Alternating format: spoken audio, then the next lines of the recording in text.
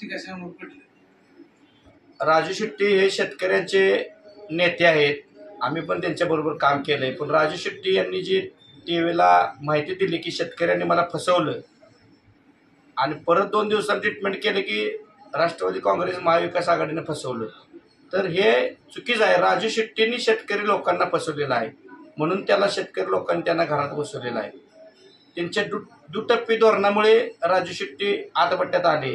आंदोलनाच्या बाबतीत असेल, गेली 4-5 वर्ष झालं राजू शेट्टी शेवटच्या वर्षी फक्त आंदोलन करतात आणि 4 वर्ष बसतात.